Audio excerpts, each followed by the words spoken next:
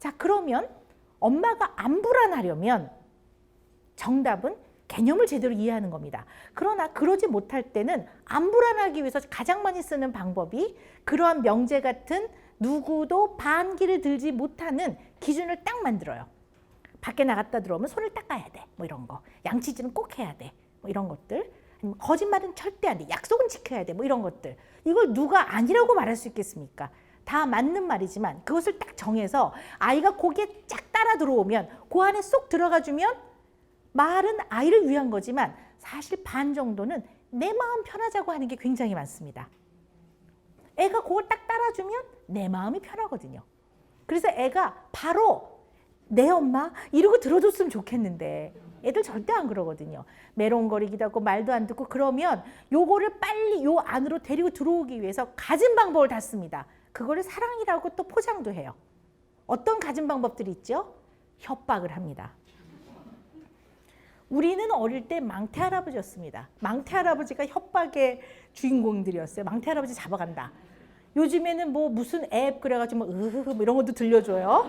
네, 그런 걸로 해서 애를 겁나게 해서 무섭게 해서 아이의 약간 내 마음에 안 드는 문제 행동을 빨리 소거하고 아이가 내가 정한 그 명제 틀 안에 또는 누구도 반기를 들지 않는 그 기준 아래 아이가 딱 들어오기를 바래요. 그래서 아이를 협박하기도 하고 자꾸 추궁하고 채근하고 잔소리를 하고 똑같은 얘기를 계속하고 아이를 압박을 주는 거죠. 이러다가 또 다른 협박을 합니다. 아이가 좀 정리를 안 하면 그냥 정리를 가르치면 되는데 오늘 다 못 배우면 내일 또 가르치면 됩니다. 왜?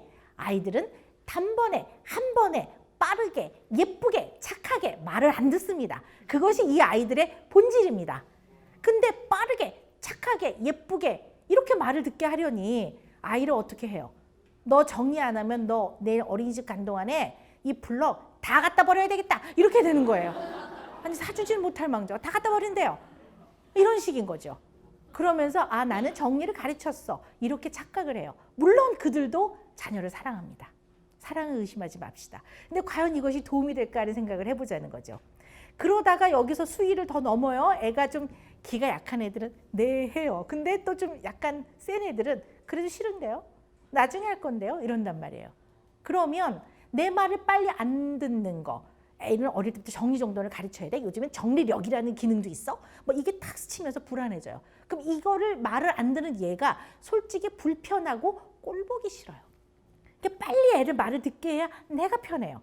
그럼 어떻게 해요? 아이한테 엄마가 말했어. 좋게 말했어. 정리해. 좋게 말해요.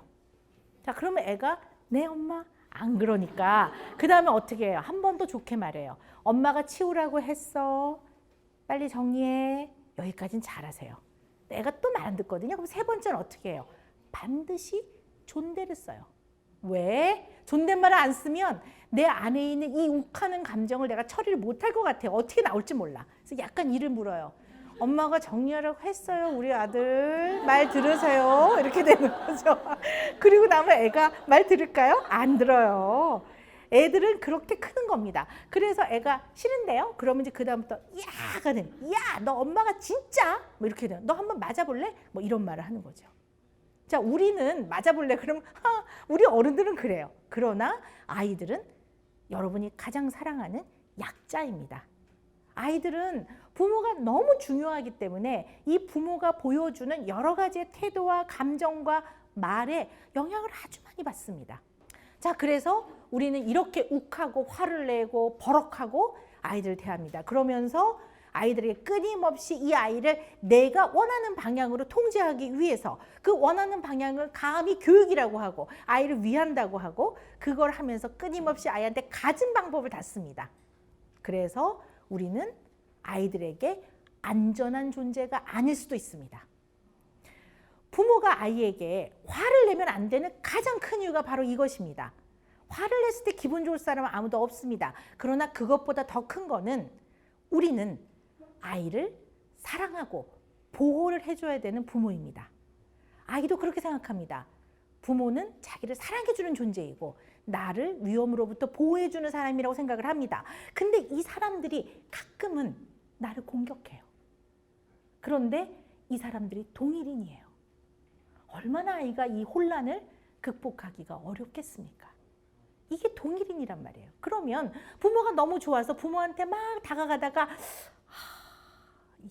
어떻게 나한테 불벼락이 떨어질지 몰라요. 그러면 자기를 지키기 위해 편안하게 못 다가가요.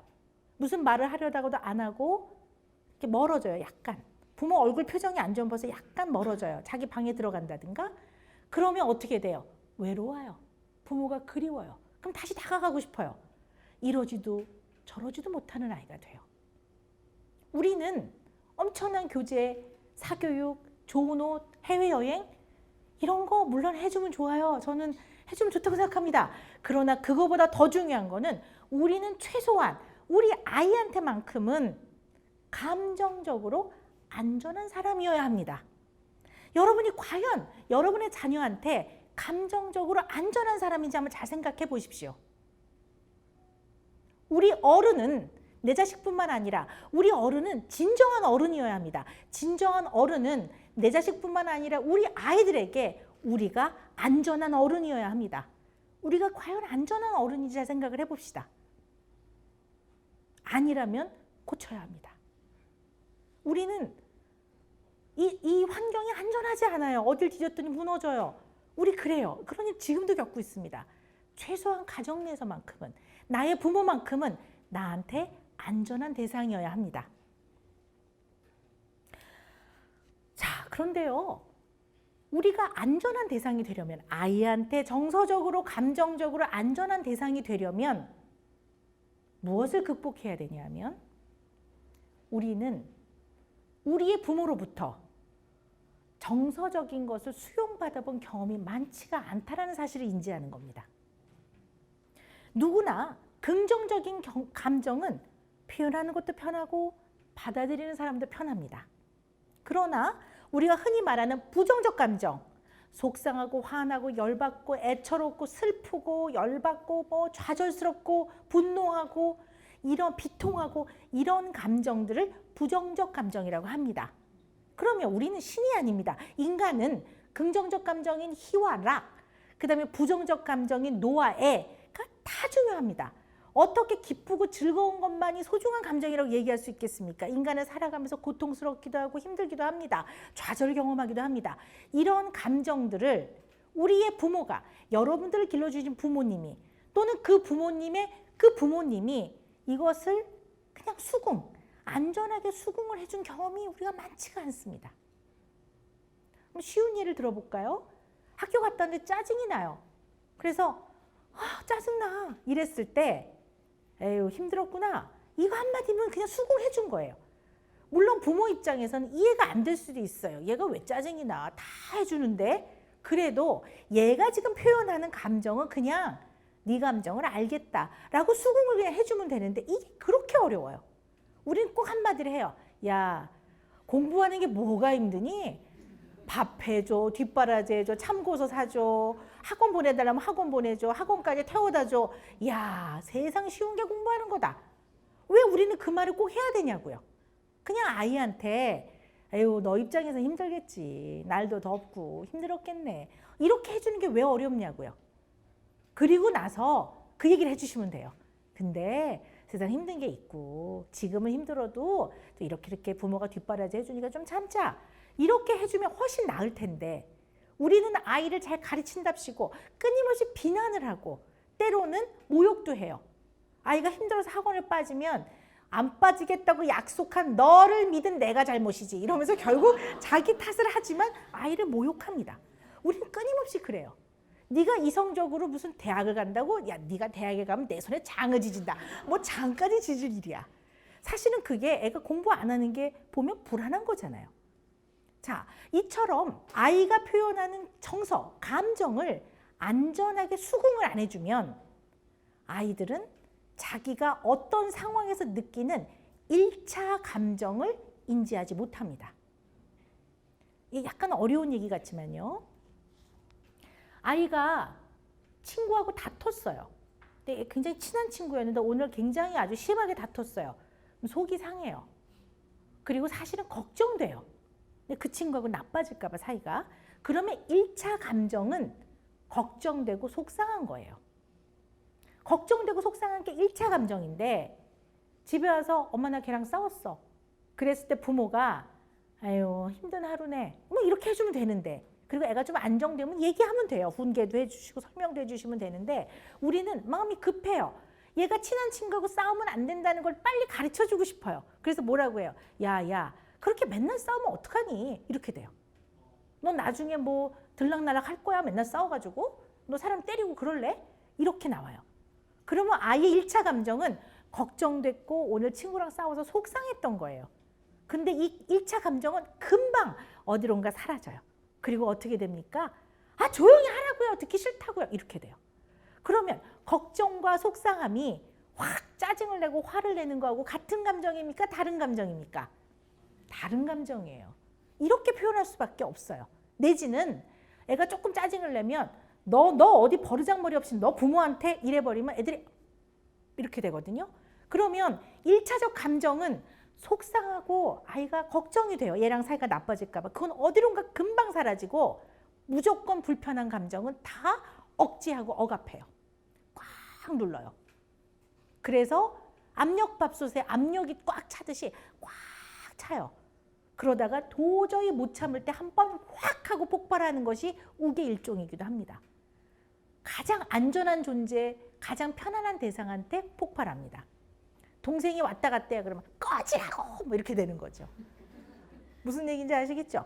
그래서 이러한 아이가 표현하는 우리가 모두가 불편해하는 아주 부정적이고 불편한 감정을 어이구 맞다가 아니라 애가 나 누구랑 싸웠어 그러면 우리 아들 누가 그랬어 내가 그냥 혼내줘야지, 이게 아니라 아이고 힘들었네 오늘 이렇게 해줄 수 있어야 된다는 거죠. 근데 문제는 우리가 그런 경험이 없다라는 거예요. 결국 우리는 두 가지 경험만 했던 겁니다. 지나치게 허용적으로 크든가 어이구 이러든가 아니면 굉장히 뚝해 조용히 해 막 이렇게. 이거 애들이 제일 싫어하는 소리인 거 아시죠? 아니 우리가 아이를 키워야지 방울뱀을 왜 키웁니까? 이 소리 방울뱀 소리 내지 마십시오. 이제부터 굉장히 싫어합니다 아이들이.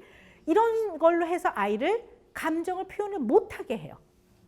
자 그래서 요즘에는 감정 공감하는 걸 굉장히 연습들을 많이 하시더라고요. 바람직한 겁니다. 열심히 하시다 보니까 어떨 때는 과도하고 과장돼요. 그래서 아이가 위험한데 높은 데 좀 올라갔다 그러면 그 상황에서 제일 중요한 거는 위험으로부터 아이를 보호하는 거예요. 그럼 얼른 내리면서 위험해 내려와 이렇게 하면 되는데 이 또 감정 공감을 해주려니까 이게 과다해져서 높은 데 올라갔어? 멀리 보고 싶었어?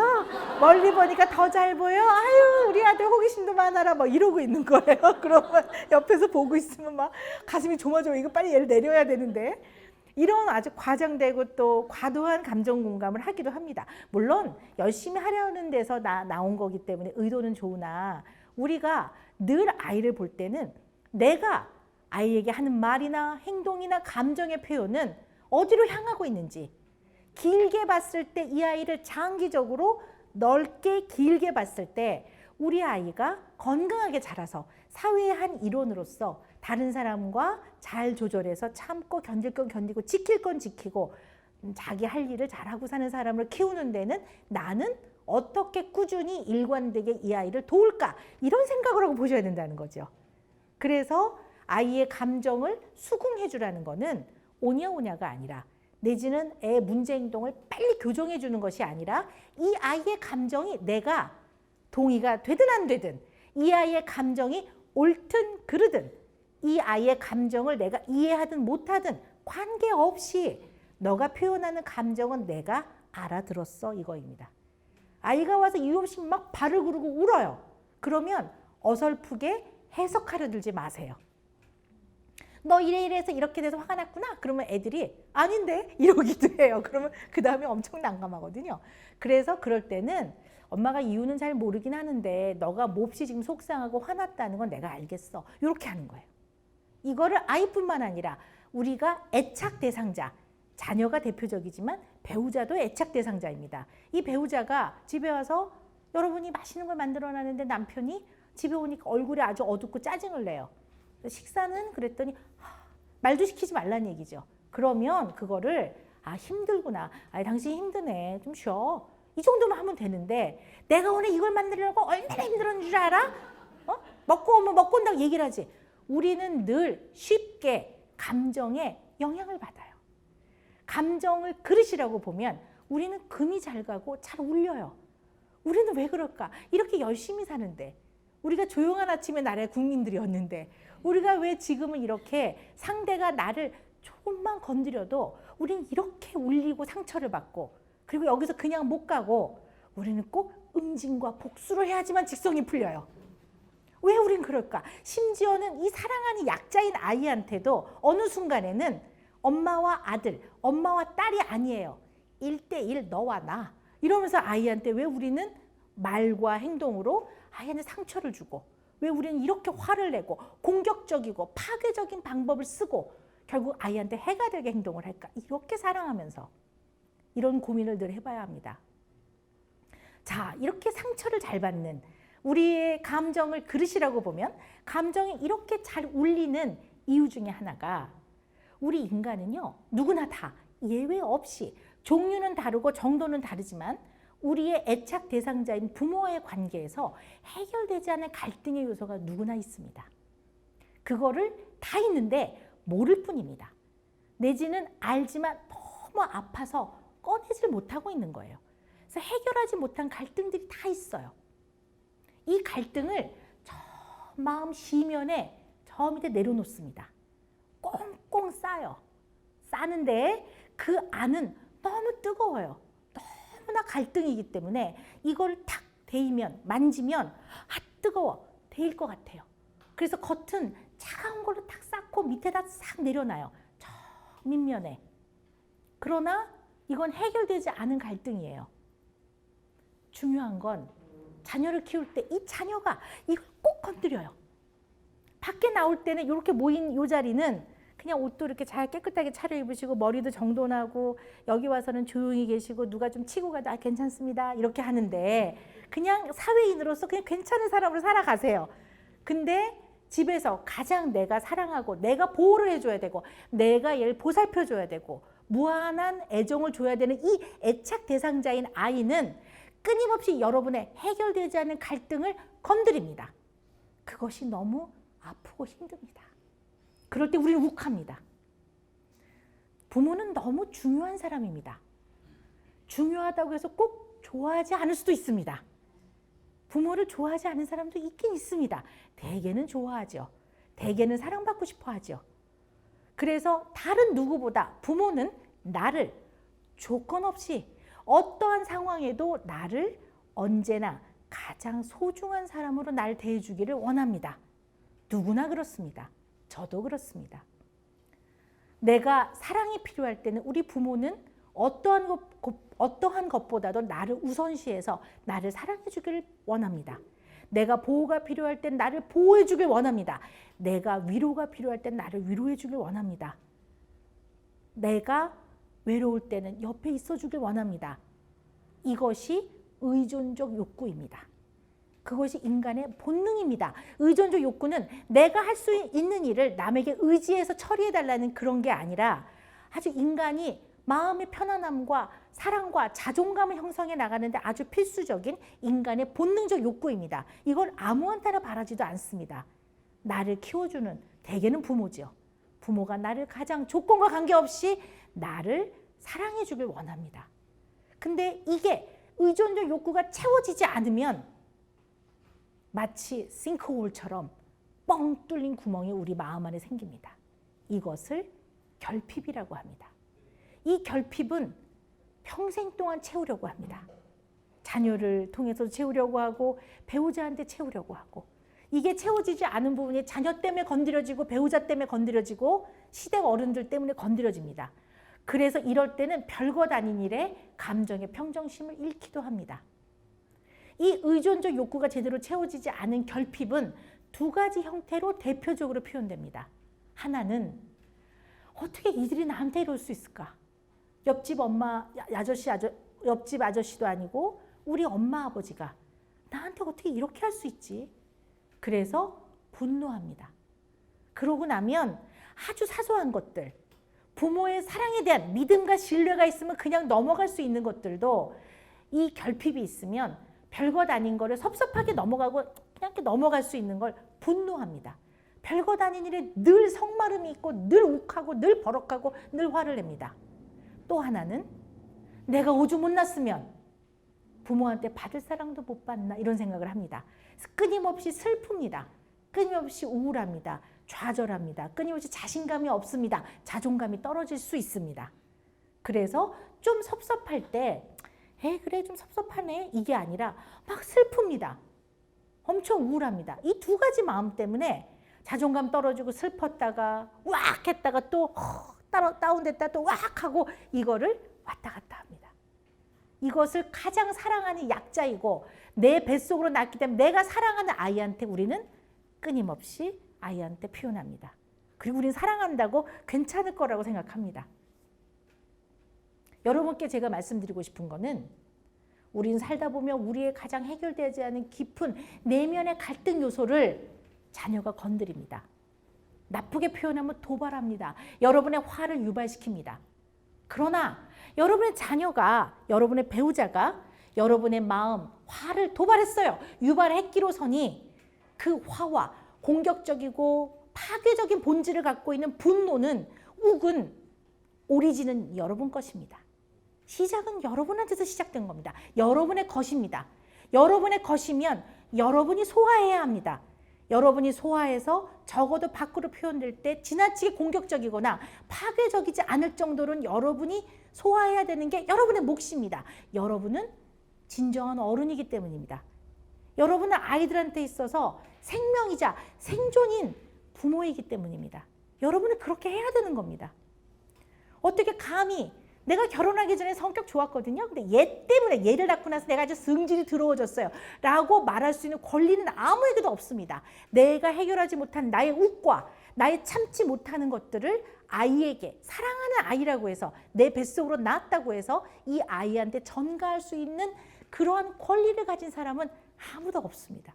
우리 것입니다. 우리는 인지해야 합니다. 깨어 있어야 합니다. 여러분은 아이에게 감정적으로 안전한 대상이어야 합니다.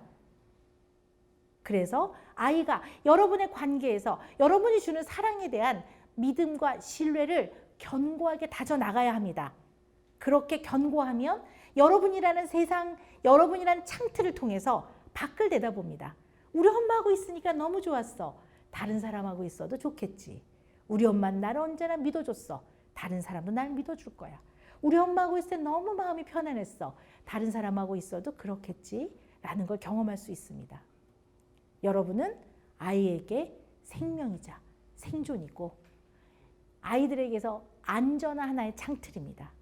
여러분이 그것을 잘해 주신다면 이 아이들이 마음이 편안하고 대인관계를 그럭저럭 잘 지내는 행복한 아이로 클 겁니다. 열쇠는 여러분한테 있습니다. 여러분은 제가 이론을 많이 알아도 여러분의 자녀를 더 잘 오랫동안 제대로 사랑하면서 키울 사람은 바로 여러분입니다. 그래서 여러분들을 저는 진심으로 존경합니다. 존경합니다.